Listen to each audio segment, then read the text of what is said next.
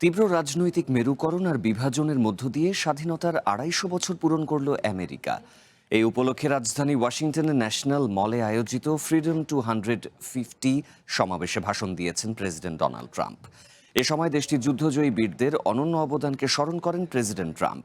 তবে প্রথা অনুযায়ী জাতীয় ঐক্যের বার্তার পরিবর্তে তাঁর ভাষণে প্রাধান্য পায় জাতীয়তাবাদ, দলীয় রাজনীতি ও মধ্যবর্তী নির্বাচনের প্রচারণা।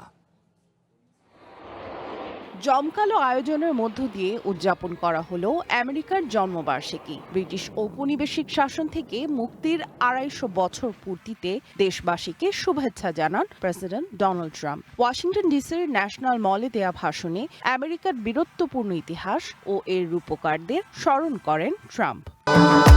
ভবিষ্যৎ হোক নিরাপদ, বিনিয়োগ হোক বিশ্বস্ত, আর আমার পছন্দ সল্ট বে। ওয়েলকাম টু সল্ট বে। এ সময় তার আমন্ত্রণে মঞ্চে হাজির হন দ্বিতীয় বিশ্বযুদ্ধ, পার্ল হারবার ও ভিয়েতনাম যুদ্ধ থেকে বেঁচে ফেরা শতবর্ষী প্রবীণ সৈনিকেরা। প্রদর্শন করা হয় যুদ্ধের স্মারক বেশ কিছু জাতীয় পতাকা।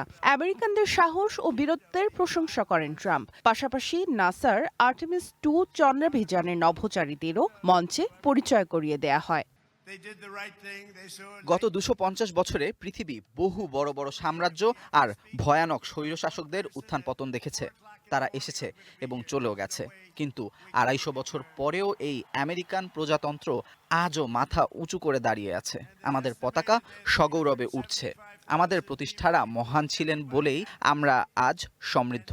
আমাদের জনগণ সাহসী, আমাদের সংস্কৃতি অনন্য এবং আমাদের ভাগ্য ঈশ্বর নিজের হাতে লিখেছেন।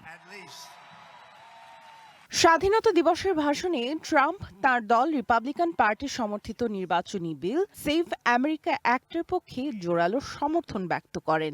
একই সাথে নাগরিকদের অস্ত্র রাখার অধিকারের পক্ষে অবস্থান নেন এবং সমাজতন্ত্রের তীব্র সমালোচনা করেন। এদিকে দেশব্যাপী বর্ণিল আয়োজনের মধ্য দিয়ে আমেরিকার ২৫০তম স্বাধীনতা বার্ষিকী উদযাপন করা হয়েছে। স্ট্যাচু অফ লিবার্টি ও হাডসন নদীতে ৪৩টি বিশাল পালতোলা জাহাজের নৌকুচকাওয়াজ অনুষ্ঠিত হয়।